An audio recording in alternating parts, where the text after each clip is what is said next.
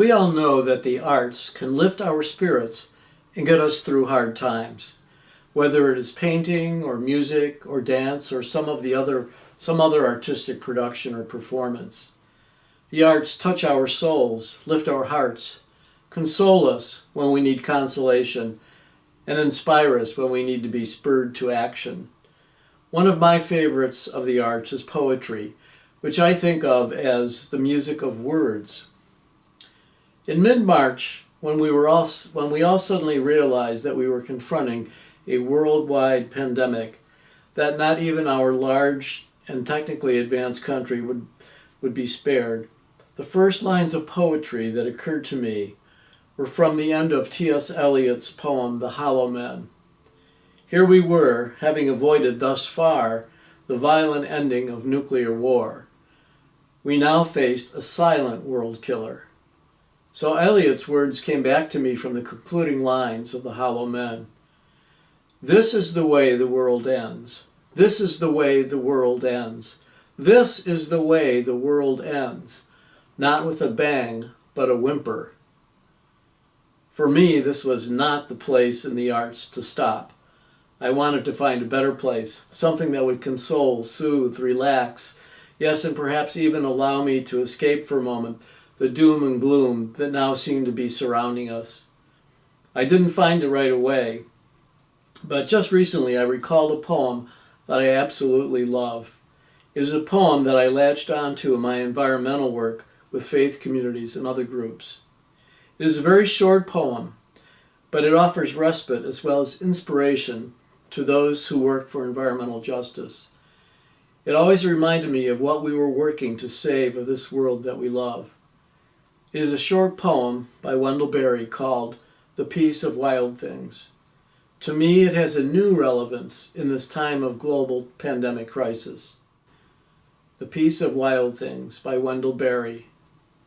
When despair grows in me and I wake in the middle of the night at the least sound, in fear of what my life and my children's lives may be, I go and lie down where the wood drake rests in his beauty on the water, and the great heron feeds. I come into the place of wild things who do not tax their lives with forethought of grief. I come into the presence of still water, and I feel above me the day-blind stars waiting for their light. For a time, I rest in the grace of the world and am free.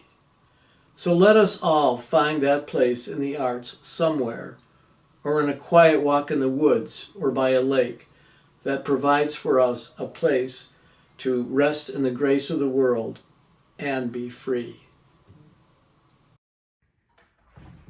Hi, everyone. It's Maggie, and I'm going to read a very short story. It's one many of you are probably familiar with, but I think it speaks to me at this time right now. So once upon a time, there was a young girl who liked to go to the ocean and think and dream. She had a habit of walking on the beach every morning before she started her chores. And early one morning, as she was walking along the beach after a big storm had passed, she found the vast beach littered with starfish, as far as the eye could see, stretching in both directions. Off in the distance, the girl noticed a man approaching. As the man walked, every so often, he would bend down, pick something up, and throw it into the sea. The man came closer still, and the girl called out, "Good morning. May I ask what it is you're doing?" The man paused, looked up, and replied, "I'm throwing starfish into the ocean. The tide has washed them up onto the beach, and they can't return to the sea by themselves, so they need a little help."